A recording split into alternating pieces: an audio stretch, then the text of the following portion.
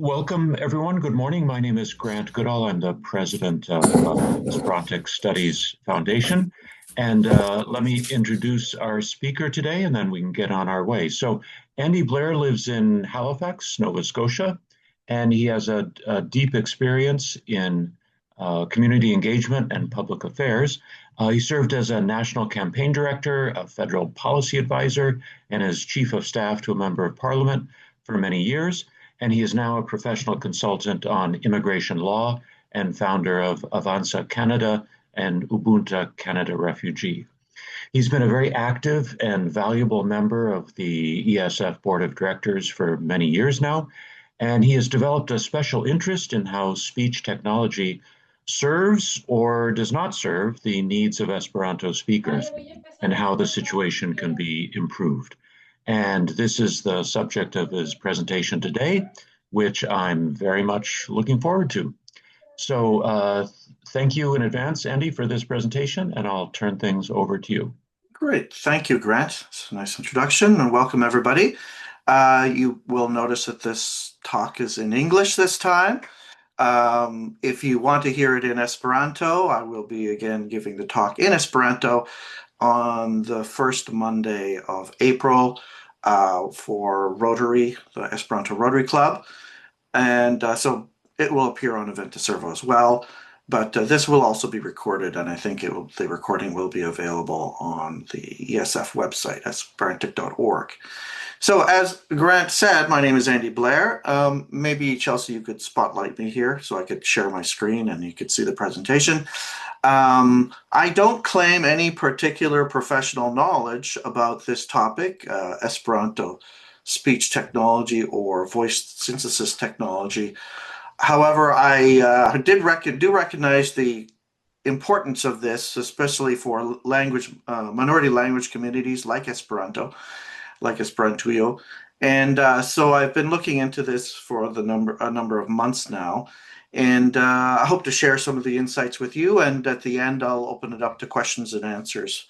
And we can have a discussion about many of the technical, legal, moral ramifications of this topic. So I hope we can have a good discussion afterwards. So this is about Esperanto speech technology, which covers two things. It's voice recognition and voice synthesis. So STT is speech to text. This is voice recognition, and TTS is text to speech. That's a voice synthesis.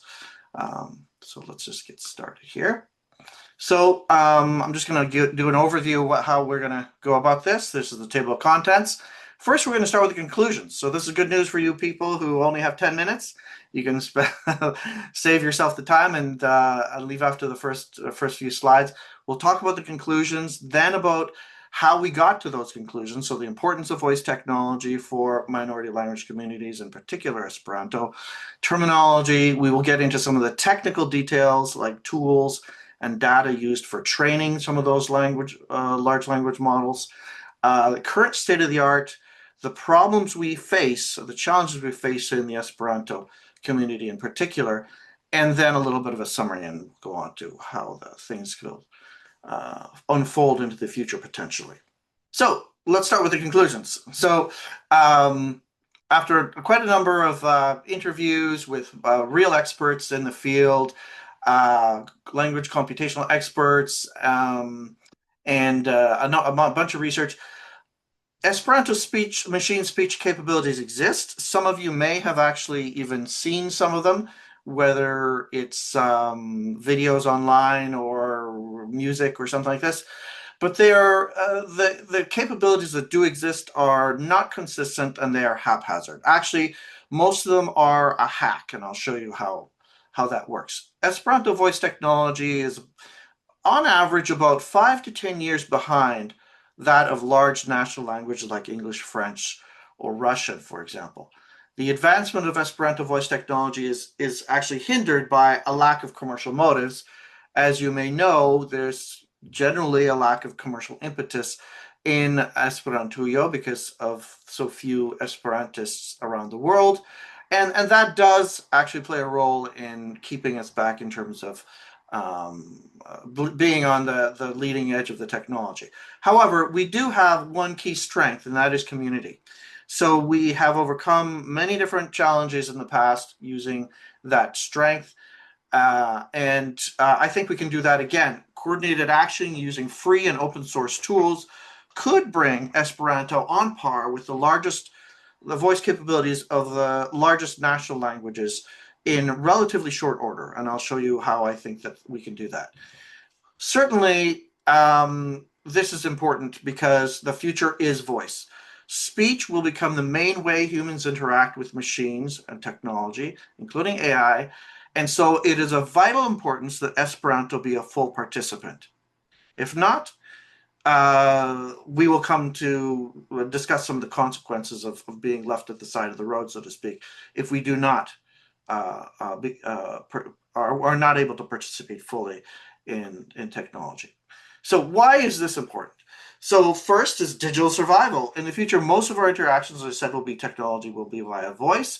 Without machine voice capabilities, users, new Esperantists in the future, for example, will be forced to switch to English primarily or another language, which will just entrench the dominance of those languages and again marginalize minority languages like Esperanto. So we have come to a crossroads. Is it going to be a digital flourishing if we are able to bring Esperanto's voice synthesis and voice recognition technology up to par with other major languages, or are we going to be relegated to the history heap, an anachronism, and not be able to participate fully in the future? So this is a kind of a big crossroads we're coming to. Inclusivity is another area of importance. So, for example, people with disabilities, not just screen readers for the blind or voice guides for people with mobility needs, but a whole range of different technologies, assistive technologies, are enabled by voice synthesis and voice recognition. And so we want Esperantists with those who face those challenges to be able to fully participate in society as well going forward. Learners, not just language learners, although that is a major area, but also learners of anything, whether it's mathematics or cooking or whatever. Those voice synthesis and voice technology will be important going forward for those people as well, including people with reading difficulties. So voice technology is important for them. Seniors who have difficulty with technology or typing will, find it a lot easier in many cases to interact via voice with their smart speakers or their navigation system in their car or whatever. Education's a big one. Language learning tools that speak in correct pronunciation. We've already seen Duolingo, for example, start to use AI in that, although the Esperanto course on Duolingo does not have that enabled because, again, the technology does not generally exist. And so that is important, and it's the results are pretty good. It's certainly a way that AI can be used to help improve outcomes for language learning. Personalized educational materials for students with different learning needs and methods is another area that voice technology impacts.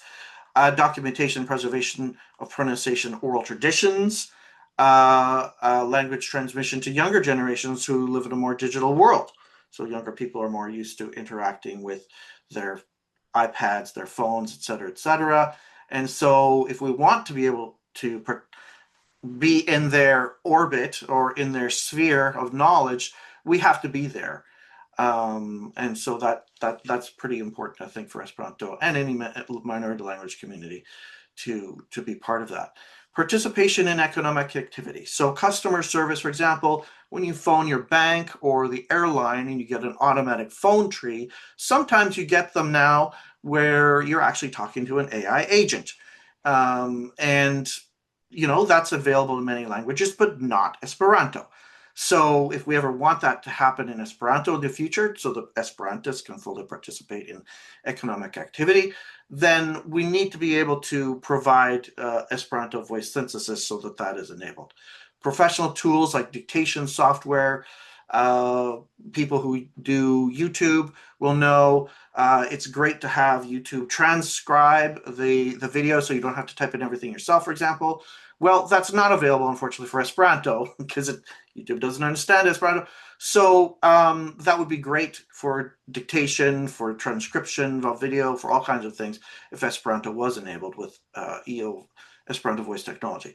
And finally, other examples are whether it's the navigation system in your car or your Garmin or TomTom handheld device, or Google Maps that reads the directions out loud. Again, not available in Esperanto to date. So, research and development, advances linguistic science, proposing model cross-language families, lots of different technologies that would benefit minority languages could be enabled. We could have data sets useful for various research purposes.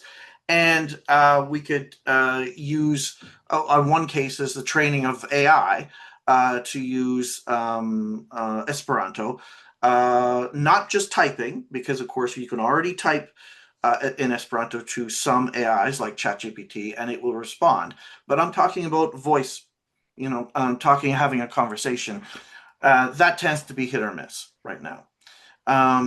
Links between people and communities increases the daily usage of the language if you can interact with your technology in Esperanto. So, for example, my iPhone, I can say, "Hey Siri," and then I can start talking in Esperanto to it right now. Siri does not speak Esperanto because it's not available, one of the languages that are officially supported. It will reduce language fatigue due to constant translation because you spend more of your time using Esperanto in your day-to-day life if you want to, so you have to switch less. It supports language learning for children raised abroad and may help preserve identity across generations and geographies. Remember, all of these points are not just applicable to Esperanto, but to any minority language community, whether it's Cherokee, Mi'kmaq, it could be, some of the Sami languages in Finland, could be any minority language community. These are all applicable to. Some more democratization of content creation. So right now, it's really only the major languages like English, French, Mandarin Chinese, Russian, etc., which produce a large quantity of audiovisual content on scale, including feature-length films, etc. Well, it doesn't have to be. If you have freely available and high-quality language synthesis and language recognition available for Esperanto, this could really kick off a huge, amount of creation of Esperanto content or content in Navajo, for example. Audiobook production without expensive recording is enabled, providing news and information on audio formats, creating content for social networks using voice, podcasting and broadcasting with automated tools, and programming. So let 1,000 flowers bloom if we provide the tools necessary to enable high quality of Esperanto voice synthesis. We could see lots of programmers come up with thousands of new innovative applications or hundreds to teach Esperanto. We won't just be dependent on companies like Duolingo that have deep pockets to do this. People could come up with all kinds of different apps and teaching methods that use the technology to teach in many different innovative ways. Public acceptance is another one. So people will see me speaking to Siri on the bus or something in Esperanto. It increases visibility of the language in common spaces, reduces stigma, and asserts linguistic rights in the public sphere. So people will be like, "Hey, what is that language you're speaking?" etc. That's obviously happened to all of us, but it would be a lot better to reduce the stigma around some of the minority languages if they're able to interact with technology and more widely in Esperanto. So this is essential language infrastructure. So voice technology for minority languages is an essential infrastructure for language survival in the 21st century. Without it, minority languages will face greater extinction pressures because the digital world and modern life will increasingly exclude them. So let's get into some technical details. I won't bore you with too many of them, but we will go into some of the tools after this and the methods by which language models process text or sound waves to be able to use them. So speech STT is speech to text. It's a conversion of spoken language into written text using acoustic models, nowadays using neural networks. Text to speech is the synthesizing of human-like speech from written text using voice models. And phonetic processing. Automatic speech recognition is slightly different. It does encompass STT, but it's the broader field, includes real-time processing, and voice synthesis is the creation of artificial speech that mimics natural human speech. A language model, LM, you've heard of language models before now in the age of AI. It's a system that predicts word sequences and provides context to improve recognition, accuracy, and naturalness. Nowadays, people are talking about large language models, which are expanded to often use neural networks, which have a wider range of prediction. And it's not just a narrow area where people choose word by word and then they search through, the machine look through a dictionary for what everything supposed to sound like, but it does a much wider analysis. That's what prosody is about. The rhythm, accent, and intonation of patterns of speech that convey meaning beyond individual words. So nowadays they do prosodic analysis of phrases, an entire phrase or an entire paragraph, rather than word by word, to see impart a natural intonation across the entire phrase or paragraph, rather than have words chopped up and it sounds quite robotic. A vocoder is a neural network component that converts intermediate representations in waveforms. A decoder is a component that converts encoded audio features into text or phonetic representations. And a transformer is a relatively new modern neural architecture using attention mechanisms to process sequential data more efficiently. So this is how historically, and by historic I mean up to about 10 years ago, speech technology worked. So this is speech to text. So this is voice recognition, so that you speak to your phone or your smart speaker, and it understands more or less what you're saying. So first you have speech input, then it takes that waveform and it uses some tools to extract features from that. It uses hidden Markov models or other tools to match patterns, and then it types it out, so you have a text output. So this system had limited vocabulary, it was speaker dependent, and generally it had high computational requirements, so fast processors with a lot of RAM, a lot of resources for basic functionality. Generally, it would only be cloud-based. For example, you couldn't have it on your smartwatch or anything like this. Now, the modern technology stack, you take the waveform, the speech input, i.e. I speak into my smart speaker, hey Alexa, something, something, something. It creates a spectrogram. It does acoustic modeling using some of these new tools like Deep Speech, Kokwi, Kaldi, Vosk, Whisper. Wave to Vec. I'll talk about some of those later. It does language modeling, and then it produces a transcript or final text. It does, as I said, prosodic analysis, end-to-end learning without manual feature adjustment. So in the past, you would have to adjust the speeches and the inputs so that it's more clearly recognizable by the machine. And I will show you that is still the case in Esperanto speech modeling today, because our tools are of the previous generation and not the current generation. Right now, they have a lot of pre-trained models on multiple languages, so Wave to Vec and Whisper, with the ability to transfer that learning capability, and multilingual skills, so it adapts to different accents, even within, say, French or German or whatever. So it does have real-time processing quite often using these systems that use neural networks.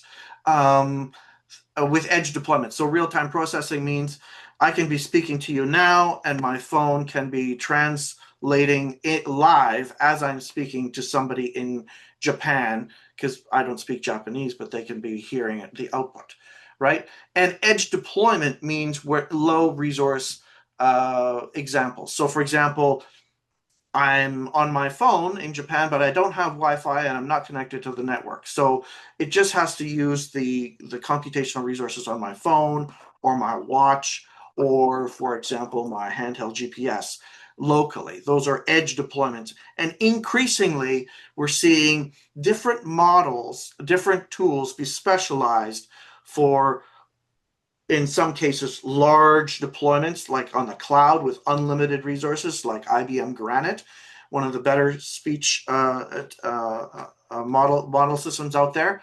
Very accurate results, but it takes a huge amount of resources and servers to process.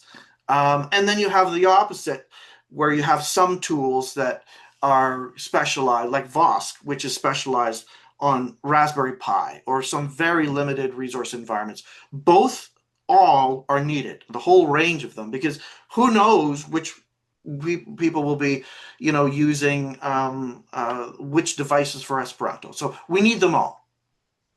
Now, let's talk about text-to-speech, voice synthesis. And historically, it has been done by inputting a simple text. The text processing was rules-based. Then it does phonetic conversion, so it looks up each word, each phoneme actually by dictionary, and this is how you pronounce it. It does an audio synthesis, so it patches everything together, and then it produces a final waveform. This was a simple rules-based text normalization and phonetic conversion process. Esperanto actually had a big advantage here because it's so regular that it is pretty well adapted to a simple rules-based processing. So the results were slightly better in Esperanto than they may under this old system from 2016 before than one would normally expect from many languages because of the lack of rules breaking and exceptions. It had dictionary-based pronunciation searches, recorded speech segments rather than blending the entire thing so that the intonation across a phrase or paragraph was more natural sounding. Extensive manual language rule engineering was required, so you had to hack it a bit so that it worked better, and single speaker voice models without variation, so it sounded a bit monotonic, and I will show you some examples in a minute. Now, the modern technology stack that we use, they take it simple input. It's a text analysis linguistic processing process using some of the tools that are used for TTS processing. And then it creates acoustic modeling of that. A vocoder outputs the waveform. And so it's been processed via neural text analysis with attention-based sequence modeling, transformer and autographs architectures, end-to-end training, and multi-speaker voice cloning and style transfer capabilities. So this is quite powerful now, and you've seen some of the results perhaps for that in other languages, perhaps not in Esperanto. I will show you an example or two here. This is a modern, not just vocal analysis, but also video.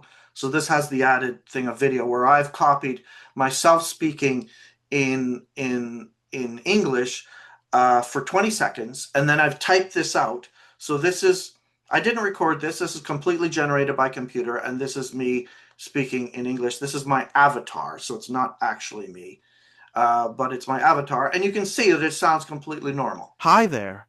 I am originally speaking to you in English, but you may see me speak German, Hindi, or another language because AI video editing can now capture my voice and translate my words into just about any other language.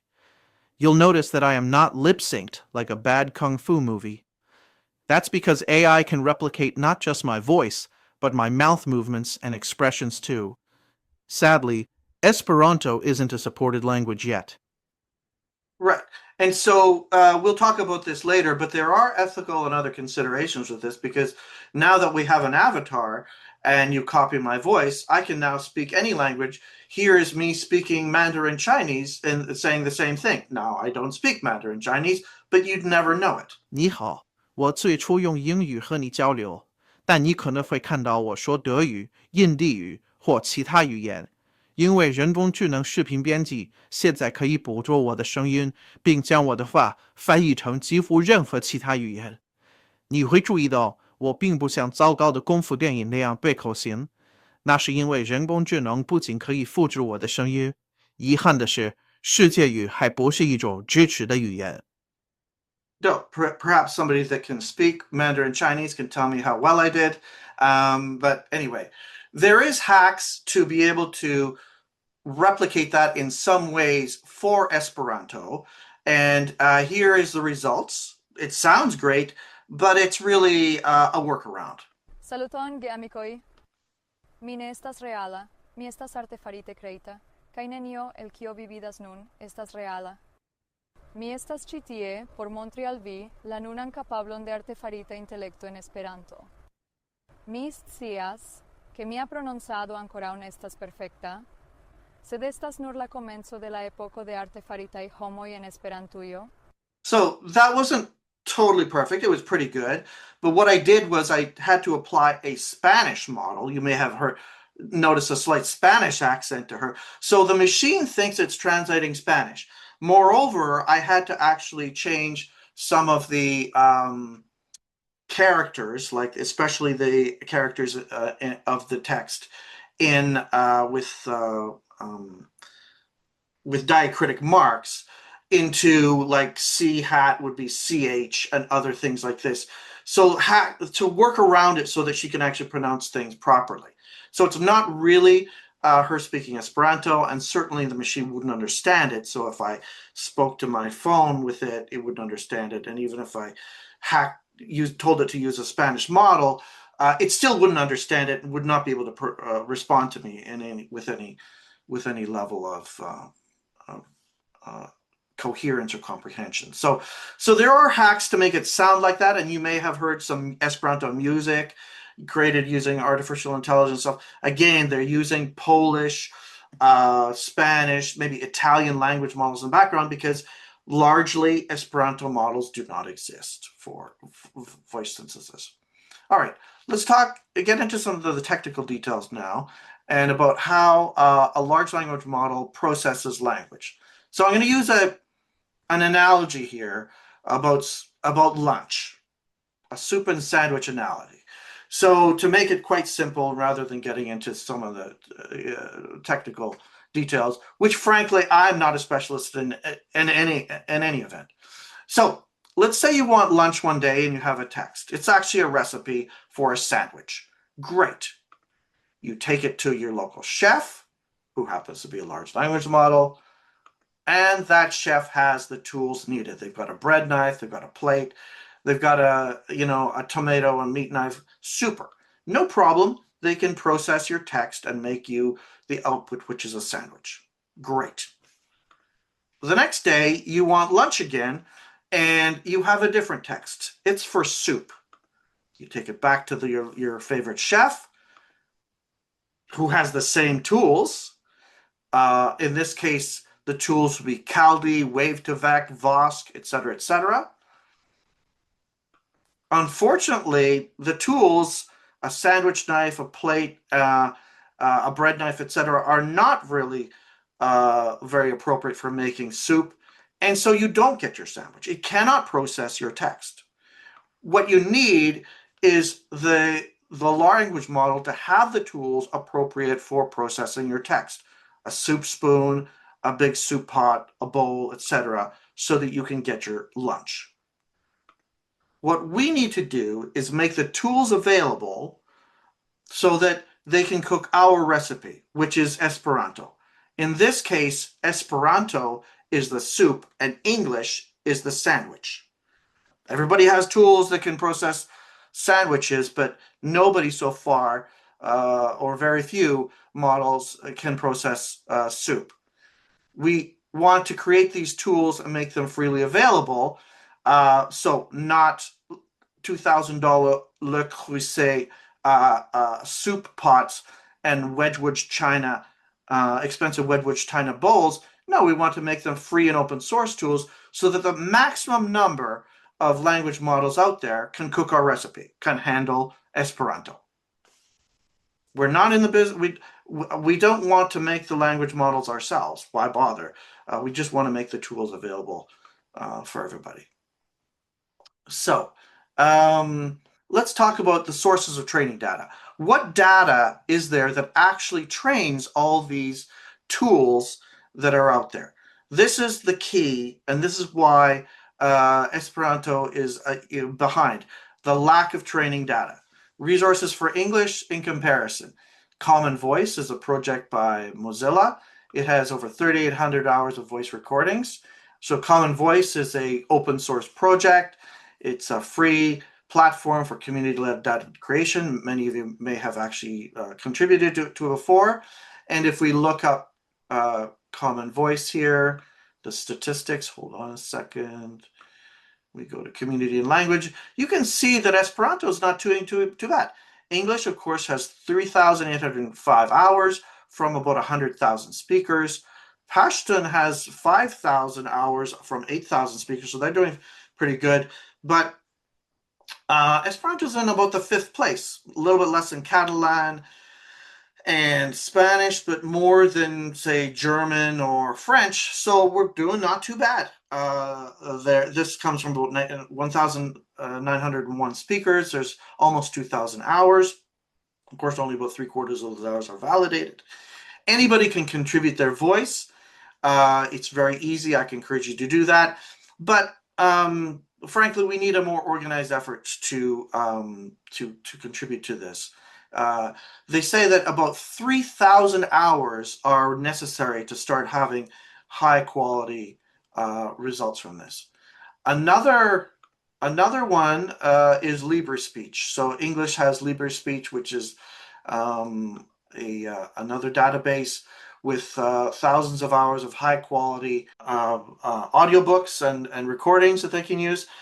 A proprietary database here is Google database. It has millions of hours of everything from YouTube videos to telephone or Google Meet recordings, et cetera, that they can access for both formal talk and natural conversational talk with many different accents in many languages. So millions of hours, that's proprietary. The green ones are open source. VoxForge is another one with many community contributions, and there's many commercial databases available. The characteristics of the English data available, there's thousands and thousands of hours, many diverse speakers, diversity in terms of age, gender, and accent. Professional quality voice recordings are available. There's extensive phonetic examples, and there's multi-domain sources, so news, podcasts, books, radio, conversations, etc. In comparison, the training data available for Esperanto is much more limited.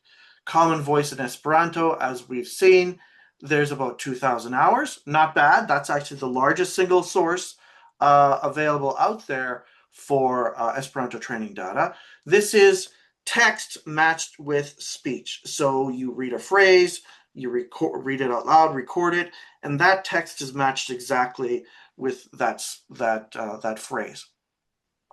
Another one is Tatueba Audio Phrases. It's another website that has single phrases, but it's quite fragmented. There are some radio recordings available. They're archived. However, it's hit and miss. Most of the radio archives, so for example, Radio Verda, Pola Radio, Radio China, etc., have copyright issues. In fact, copyright issues is quite common amongst a lot of Esperanto data available, and that's one of the number one limiting factors. We can't use much of the data that's out there, including, for example, UAA's UAA Fatsila, which are articles in Esperanto, which are often read out loud, and the audio is made available. But when they were doing this, they didn't think about the copyright implications, so they're under copyright, and we have to be very careful about adding any training data to a model or using training data that is already copyrighted, because we don't want to fall into any copyright issues afterwards. So the quality varies widely with different individual contributions. Why? Because in Esperantujo, in comparison to, say, the English-speaking world, there are almost no native speakers. And so there's a lot of contributions from comensantoi, from beginners, who may not have the best pronunciation or the best grammar, et cetera. Whereas in English, you have a whole different, it's a different situation, right? You've got a lot of native speakers. So not only that, there's other quality issues as well. There's limited quantity, inconsistent recording quality. So people are recording on their phone, at home, while they're riding the bus. I don't know. Again, few native speakers contributing. There's a lack of diversity. So if you go to the Common Voice Esperanto page here, and you see the 2,000 hours, a lot of those were because of contributions from volunteers from Venezuela and Burundi, in particular those two countries, because somebody in Australia had a scheme, a good scheme, where they paid digital currency to people who volunteered to read Esperanto phrases out loud into Common Voice Esperanto projects. So a lot of them are skewed towards males with an accent from Burundi or Venezuela. So again, that's a quality data issue. We want women. We need a lot more women contributing.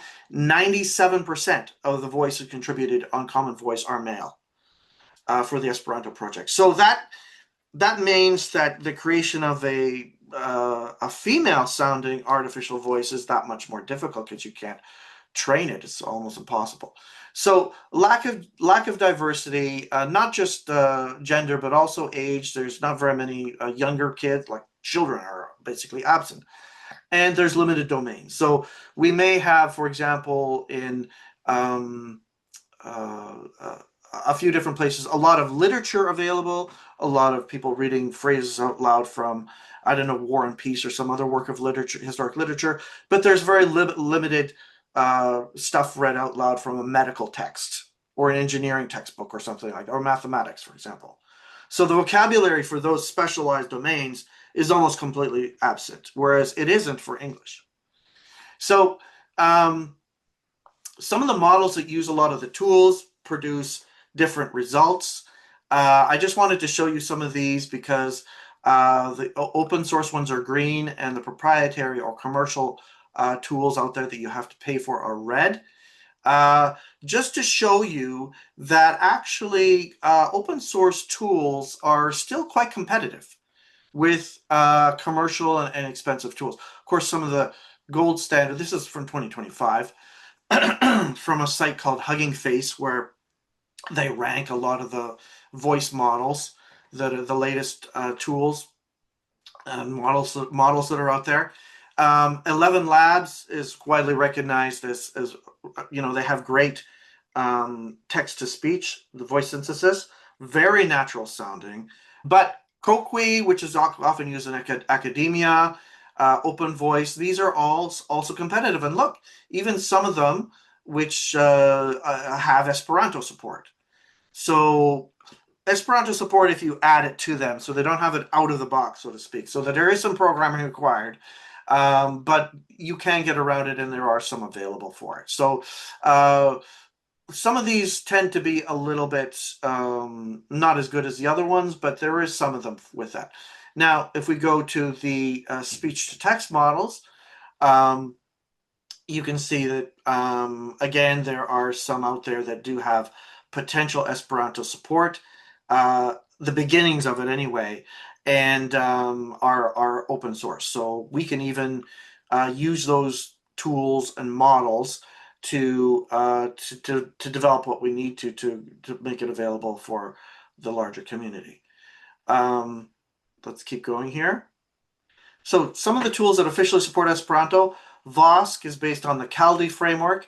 It is probably the best and most recognized tool for speech to text. That's voice recognition. Unfortunately, it's from a company called Alpha Cephei, which is based in Russia. And so since 2022, they have frozen advancement or work on the project. They cannot get the graphics chips necessary because of embargoes to advance many of their models, and including this one. So even though VOSC is not really a modern neural framework, one of the latest technology ones, it's the best we have. And however, it's frozen at the 2022 level. So there is other ones available out there. There is some limited support on Google speech to text, but if you go to the Google speech to text page, you can see that Esperanto is not listed. It goes from English to Estonian, and so it's not officially listed. So, but you can sort of hack around it a bit, and people have tried to do that a bit. So it's a problem. We want official support, obviously, because of many different reasons. Which company is going to release an app or anything with Esperanto support if it's not officially supported by the tools that the technology in which their app is based on, for example.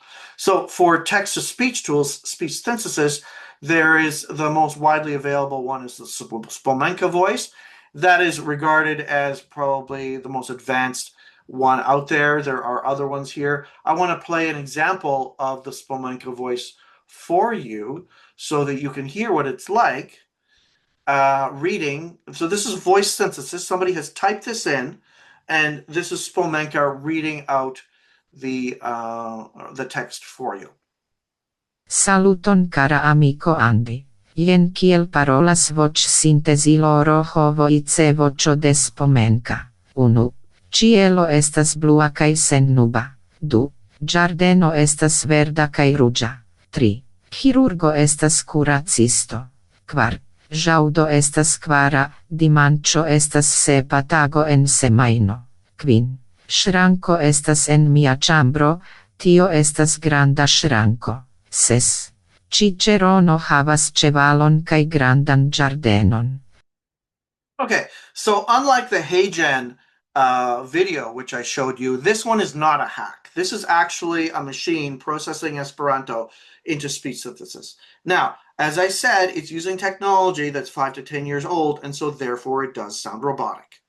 It does not sound as natural sounding as the modern neural network processed language tools output that we've seen before and are available for other language models. However, if you're one of the, a member of the Esperanto Association, Esperanto Association of Blind Esperantists, you will recognize this voice because Spomenka's voice, because the screen readers for the blind use this voice every day. This is the state of the art in Esperanto. So we want to obviously advance that. As I said, this even despite the fact that Spomenka is a real person, actually, and many of you may know her. She's from Croatia, and she recorded hundreds of hours or dozens of hours of voice data so that they could copy her voice. It uses the RH voice motor. And so it's the most natural sounding voice model that we have right now. And as I said, VOSC is the most accurate, but they've actually trained it on a very limited database. So it may not handle different regional accents very well, etc. I'm not sure. I haven't played around with it that much, but let's take a look. So there's critical gaps for improvement in our data. Generally, as I said before, more than 3,000 hours are required for a robust speech-to-text model, that is speech recognition. It requires a variety of different speakers with different accents and from different ages, etc., genders. We're in particular missing the voices of women and children in our Esperanto data available, and there's insufficient spontaneous speech data of the kind you would find when you're talking to a friend on the telephone, for example. Google has tons of that available for English and other languages, but there's almost none available of that in Esperanto. of Esperanto. There's also quality deficits as well.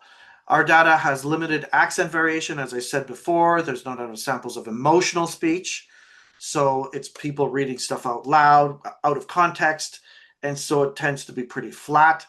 But you want also samples of people excitedly speaking or angrily speaking or speaking, when they're sad, whatever. There's no conversational dialogue data set, a lack of domain-specific terminology, as I said, medical, aviation, engineering, you name it. Where's the vocabulary for that in Esperanto? The audio vocabulary just doesn't exist. And the audio quality standards vary widely.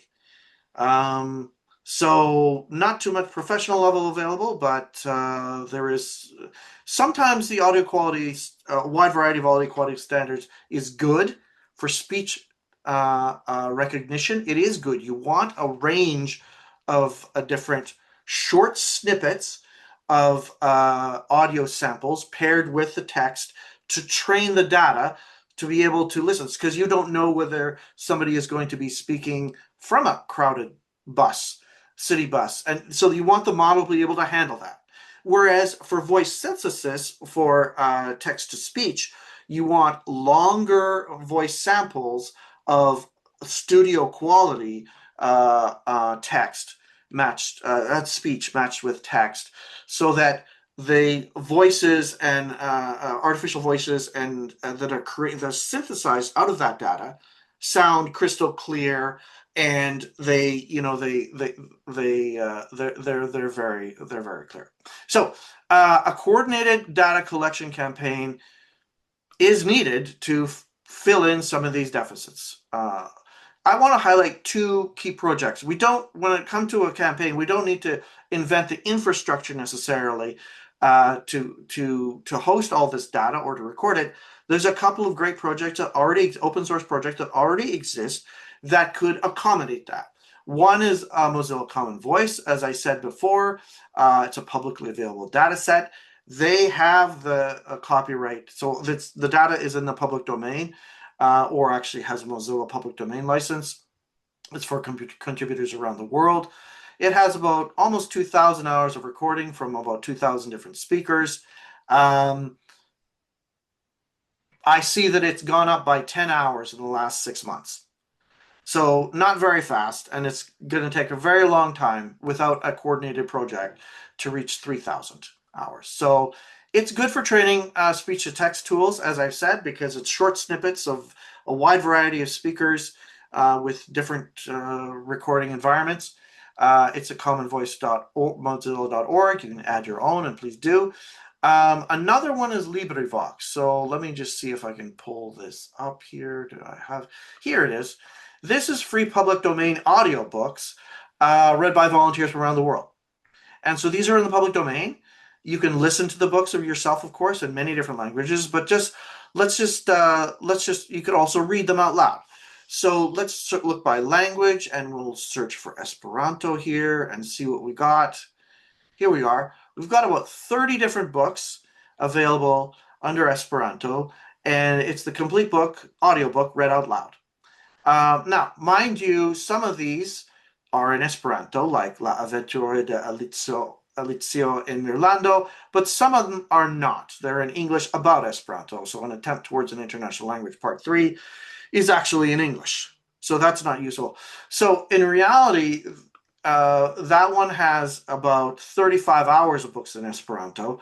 You want that to increase substantially. However, this is good data since it's long, recorded in studio quality recordings, or at least a silent background with a good quality microphone. It's good for text-to-speech training, i.e. audio synthesis. So using that, you could create one or two great synthetic voices, for example, a male and a female Esperanto voice.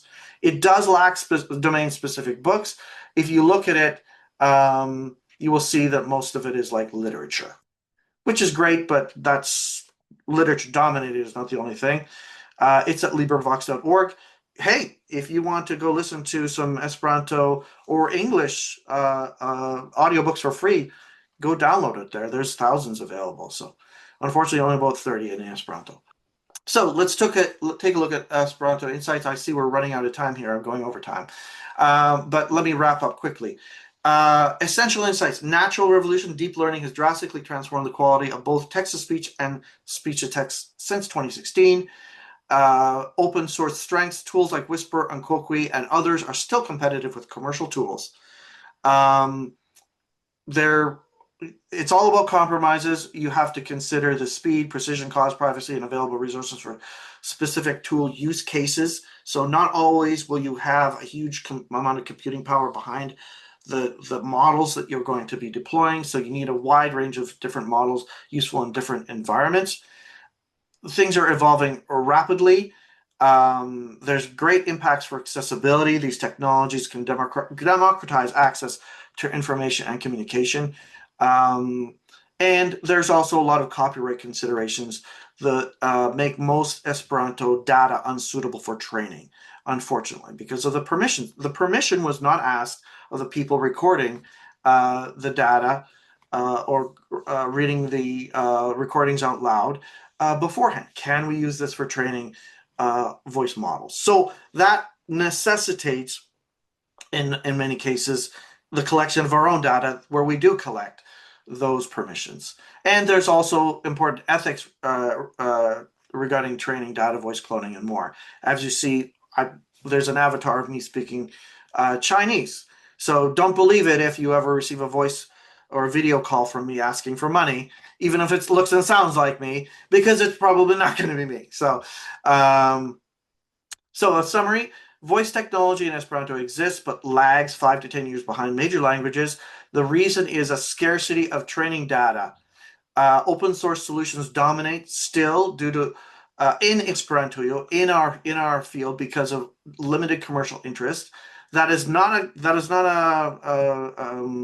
a death sentence, however. So luckily, open source tools are still competitive, with some of the best results for speech synthesis and speech recognition.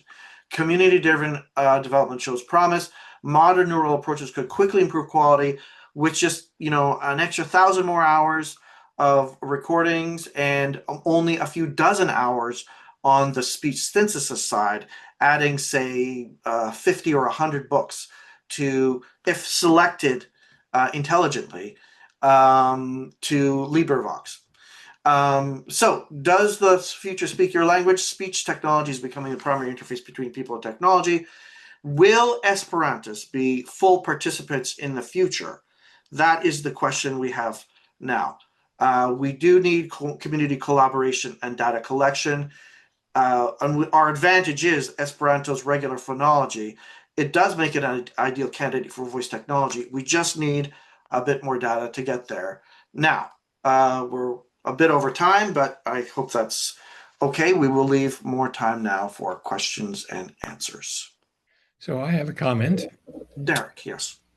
I'm very grateful for your presentation and agree with pretty much all that you said. A couple of points that I would like to bring out. The large English databases like OpenAI and Google have giant data sets because they stole them. They did not respect copyright, or they extorted them, coerced them, saying, if you want to use our software, click here. And under the click here 32-page agreement is the agreement that they can use your data however they want.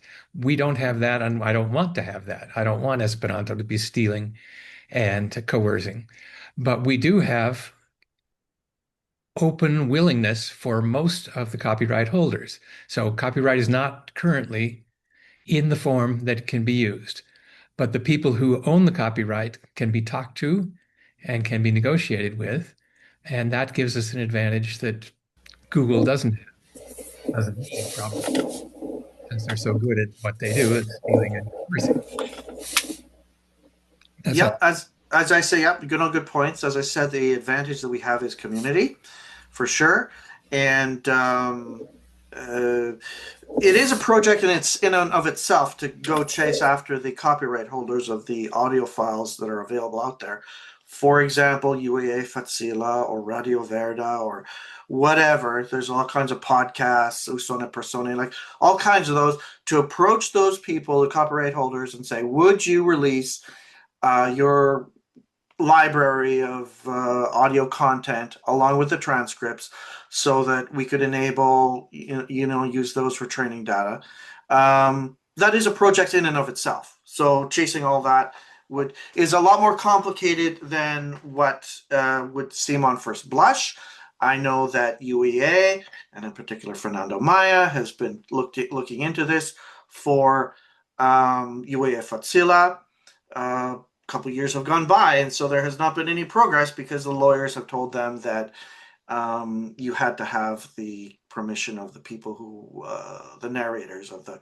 So it's more complicated than it would seem at first blush. But yes, I agree. In general, there is a willingness in our community, and that is a big advantage.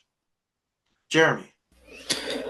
First, thanks, Andy. Very interesting presentation. I just wanted to note that there is already a lot of Esperanto material that's out of copyright. For instance, Project Gutenberg has something like 75 Esperanto books online.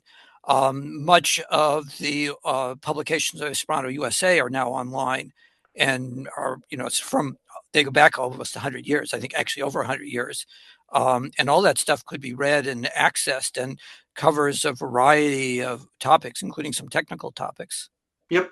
So there is sources of open source text available so that we could just get the volunteers to read those out loud and record them with the right permissions and therefore use that, make those recordings available for training, Wave to VAC, VOSC, all kinds of different models so that all AI models out there could freely gain the capability to process Esperanto. That is a project. The other thing that we need to do is be careful have maybe a little bit more care of who reads them out loud. You want to have, especially for the voice synthesis side, the text to speech side, people who have great pronunciation and a great enunciation, etc. So if you hire a couple people that are fantastic with that, then and record a number of recordings through that, make those available. That would go a long way to making really professional quality voice synthesis available widespread for Esperanto, right? Because the machines will copy the average of the audio files that are out there. So you'd want male voices and female voices at minimum, I'd think, and you would want people who have better level of Esperanto than my pronunciation to record those so that we have good examples of voice synthesis out there. So at some point in the future, if a project like this goes underway, you will be able to speak to Siri in Esperanto, and the voice that answers will be not only grammatically correct, but also beautiful to listen to. This is actually more important than it might seem at first blush, because this is voice synthesis and interaction with technology is going to be a way that millions and millions of people hear Esperanto for the first time going forward into the future. Why not make that something that's like, wow, what a beautiful language. I want to learn that. So that's why we want to have high quality voice synthesis available freely for as many models out there and projects that want to use them. Because it is about promotion as well. Yes, Barbara. Thank you, Andy. I said this in the text chat. I want to spitball an idea or a few. Maybe we could not just encourage but incentivize women and or people who are C1 plus certified to contribute to the Common Voice project. Going back to the C1 plus certified, maybe set up some sort of scholarship so that people who are high level Esperanto speakers could get encouragement / financial assistance to take the test required to prove their credential as a C1 plus certified Esperanto speaker. Mm-hmm. Yeah, I think you're on the right track. I think that ultimately, just depending on volunteers to haphazardly contribute, like Common Voice or LibriVox has up until now, is going to take us forever to get the data necessary, and it won't necessarily be the quality that you want. I think a project will have to be started whereby you have to pay people that you select for their level of Esperanto to contribute, and thereby use that data to train, make it freely available so that everybody can use the data to train their models. Not just models nowadays, but future models that come out and future tools that come out. Yes, Grant. Yeah, Andy, again, thanks for a really, really interesting presentation. So one thing that isn't so clear to me is, so you've described what we might be able to do to increase the amount of training data, by encouraging participation of people adding to these databases of voice. But what then ensures that training data will actually be used? So having it exist somewhere is one thing, but then what incentivizes OpenAI, Anthropic, other entities that we're hearing about in the news? Yeah, no, good point. Good point. What incentivizes them or other entities that we don't hear about? What incentivizes them to actually make use of that data to switch on Esperanto as one of their supporting Right. Okay. levels? So the answer to that is competition, because right now there is hyper competition going on within AI models in particular, but large language models in general, right across between China, United States, Europe, all kinds of different things going on. They're super competitive. And if I can say, hey, mine handles 356 languages, and that's one more than the next guy's, that's one slight advantage. Even though there's limited commercial impact of adding Esperanto to the list. However, that's the same as the true for, adding most of the 356 languages to the list. There's only really going to be about 10 or 20 languages out of all those 300 that are actually going to be used and generate revenue for the company.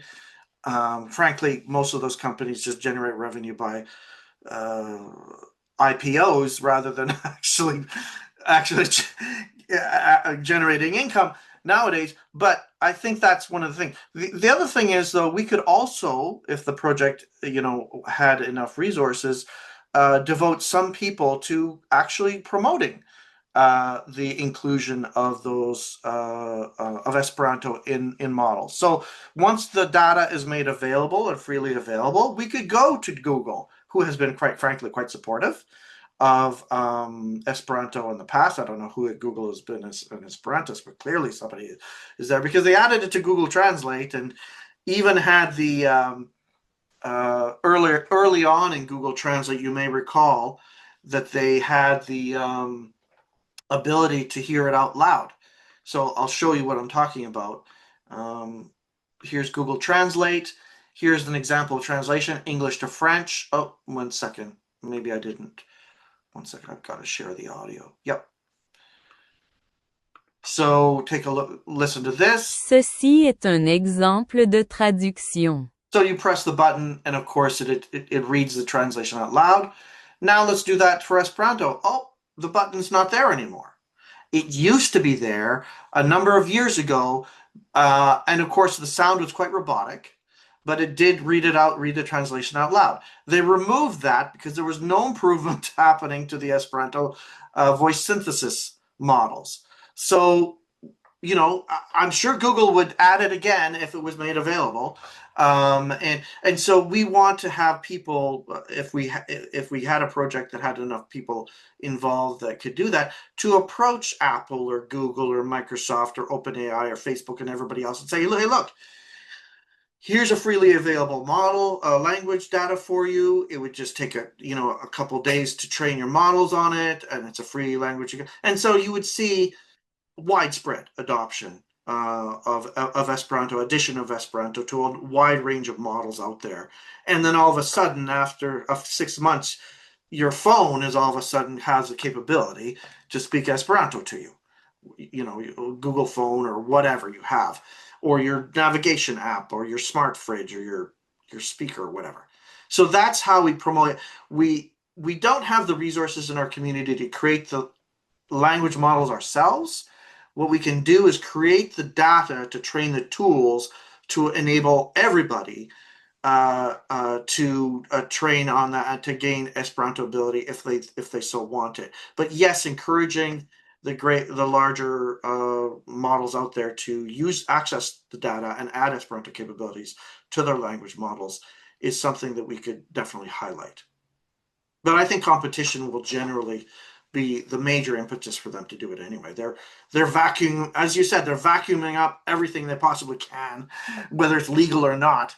So if we made something legal available, which already has in the public domain, please take and add it, then of course they're going to just add it. Thank you all so much for coming. Andy, thank you so much for speaking. This was very interesting, and we will be excited to see everybody at our next event as well.